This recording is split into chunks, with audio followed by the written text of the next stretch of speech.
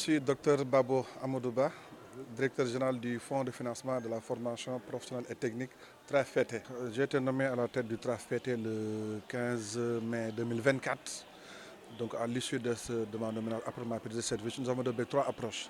L'approche territoriale, l'approche systémique et l'approche macroéconomique. Mais dans le cadre de l'approche territoriale, il était question de faire des visites à l'intérieur du Sénégal.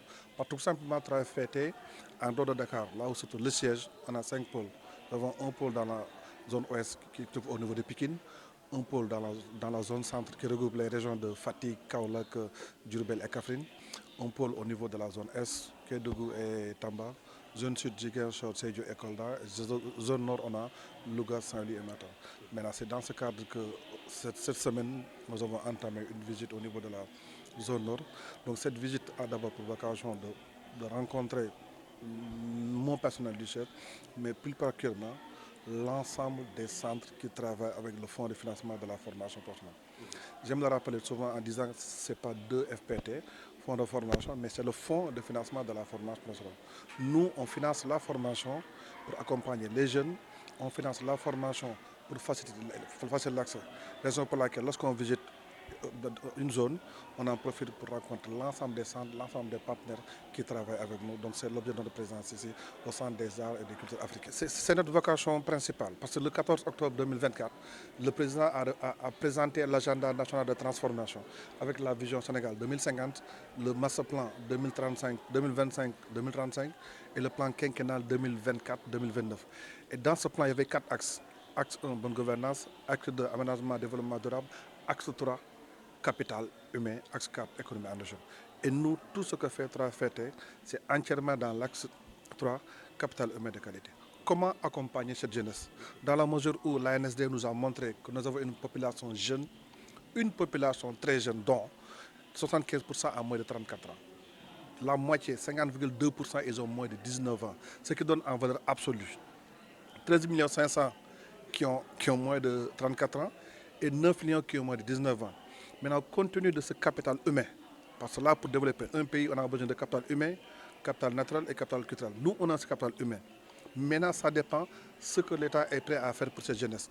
Si l'État est conscient de cette jeunesse, si l'État joue son rôle de catalyseur avec les centres qui nous accompagnent, cette jeunesse-là, ça sera une force pour nous et ça va permettre à l'État de saisir toutes les opportunités et de faire face aux menaces.